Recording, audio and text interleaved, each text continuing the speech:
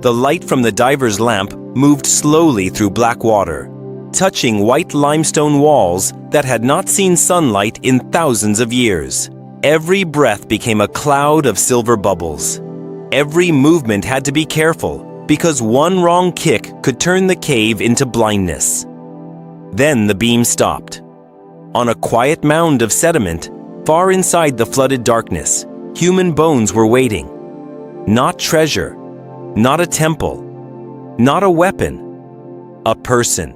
And the strangest part was not that the skeleton was ancient. The strangest part was where it was found. Deep inside a cave that is underwater now, but was once dry land. Far enough from the entrance that this was not a simple accident. Quiet enough that it felt less like a discovery and more like a message. For generations, the story of the first Americans has been told like a clean line across a map. People came from Asia, crossed into North America through the north, followed animals, water, and survival, then spread across the continents. It is a reasonable story. It is supported by evidence. It belongs in textbooks. But beneath the Mexican coast, in a flooded cave near the turquoise world of resorts, that clean line begins to bend. Because this skeleton was not found in a museum drawer. It was not lying in open desert sand. It was not discovered beside a road or in a dry burial ground. It was found in a drowned underworld. That changes the feeling of everything. The coast of Quintana Roo looks peaceful from above. Blue water, white beaches, hotels, tourists, sunlight on the Caribbean Sea. But under that postcard surface, the ground is hollow. The Yucatan Peninsula is pierced by sinkholes called cenotes, entrances into a vast limestone maze of tunnels, chambers, and hidden rivers. To the ancient Maya, these openings were sacred. They were not just water sources, they were thresholds. Places where the world of the living touched something deeper. But the skeleton in this story may be older than the Maya by thousands of years. That is the first crack in the wall. When this person lived, the cave was not flooded. The sea was lower. The coast was different. The jungle that people imagine today was not the same world. Parts of the Yucatan were drier, harsher, more open. The cave entrance would have been a dark mouth in the earth, not an underwater tunnel for modern divers. So the official explanation begins simply. A person entered the cave when it was dry, maybe searching for water, maybe seeking shelter, maybe trapped by a fall, confusion, injury, or fear. Later, as the Ice Age ended and the oceans rose, the cave flooded, sealing the remains in darkness. That sounds reasonable. Almost. But there is one detail that refuses to stay quiet. The skeleton was found far inside the cave, on a mound of sediment, in a narrow inner area. Not at the entrance. Not in the easiest place to reach. Not where someone would most naturally collapse after taking a few desperate steps into darkness.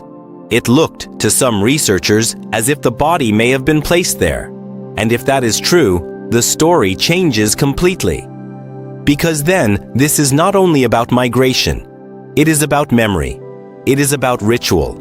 It is about people who may have carried a body into the earth before the sea swallowed the chamber forever. Think about what that means. Long before written records in the Americas, long before the cities most people know, long before stone temples rose over the forest, someone may have entered the dark with the dead. No electric light. No rope systems like modern explorers. No map. Only stone, silence, breathing, and the weight of a human body. That is not a small act. That is not casual. That is a choice. And choices leave a different kind of evidence than bones do. This is where the discovery becomes dangerous for the comfortable version of the past. Not because it proves a wild conspiracy. It does not. Not because it destroys the migration story. It does not. In fact, genetic evidence from other ancient remains in the region has helped connect early people in the Americas to ancestral populations from Asia. But history is not only a route on a map. History is also what people feared, what they believed, where they buried their dead, what places they considered sacred before anyone built a city. The bones ask a question that a migration chart cannot answer. Who was this person to the people who left them there? A stranger lost in darkness, or someone carried into the cave on purpose? And if it was intentional, why that place? Not a hilltop, not a settlement, not a visible grave under the sky, a chamber inside the earth. This is not the only skeleton from the underwater caves of the Yucatan. Over the past decades, multiple ancient human remains have been found in these flooded systems. Some are among the oldest human remains known from North America. One of the most famous is a young woman known as Naia, found in Hoyo Negro, a deep submerged chamber whose name means black hole. Her remains became one of the most important discoveries in the debate over the first Americans. Her skull looked different from many modern Native American populations, a detail that once fueled difficult questions about whether the earliest people of the Americas belonged to a different group, but genetic evidence connected her to Native American ancestry. That did not make the mystery disappear. It made it sharper, because it suggested that the story was not a simple replacement, not a clean break, not an easy before and after. It suggested transformation over time. Ancient bodies may look unfamiliar to us, but still belong to the deep ancestry of the continent. And now, another skeleton from another dark chamber adds one more human presence to the same underground archive. An archive without paper, an archive made of bones, water, limestone, and silence. Here is where you have to decide what kind of evidence would convince you.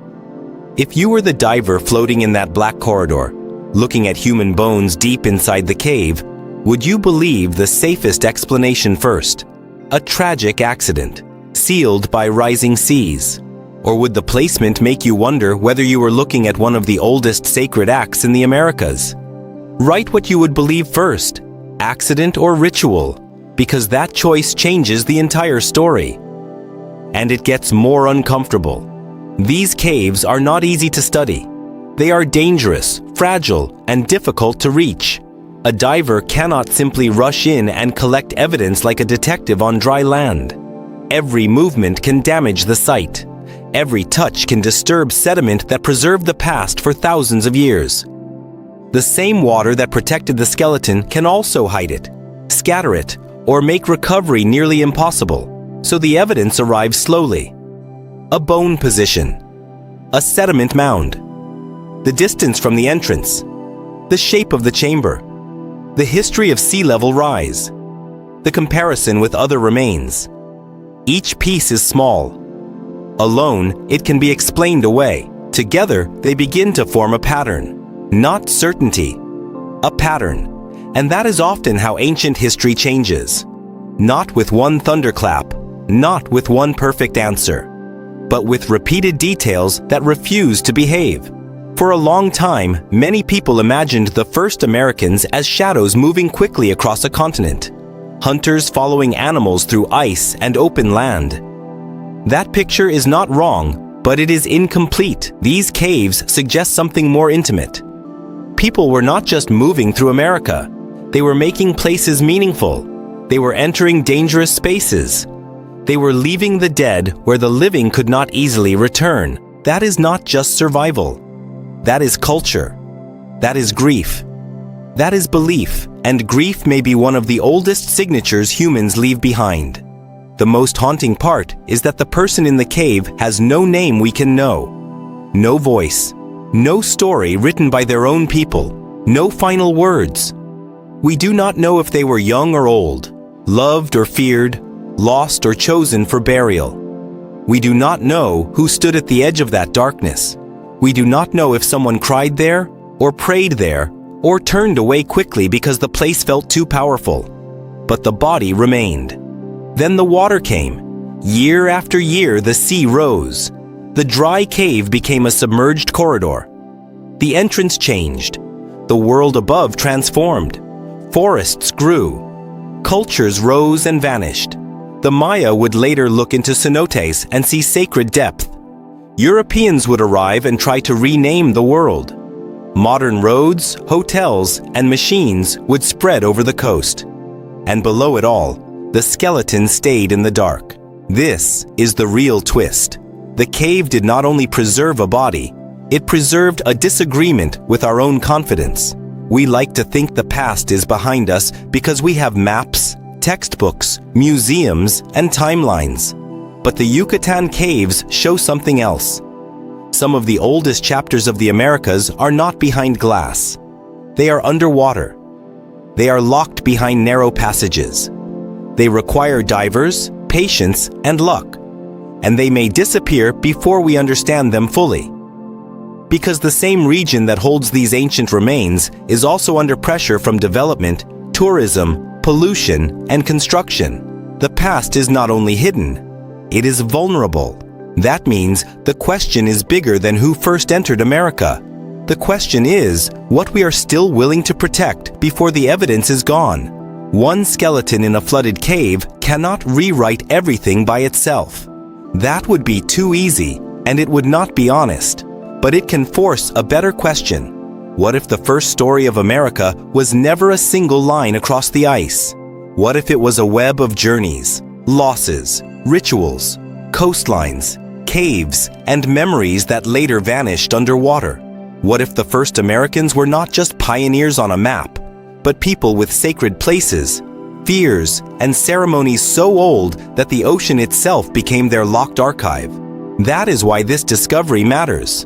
Not because it gives us one final answer, because it proves the first chapter is still open. And somewhere beneath Mexico, in a chamber where sunlight cannot reach, a person who died thousands of years ago is still changing the questions we dare to ask. If this story pulled you into the dark, subscribe, because the next door leads even deeper. There are ancient places where the ground did not just hide bodies. It hid entire worlds, and in the next story, we follow the evidence into a buried landscape that may show America was far older, stranger, and more connected than anyone expected.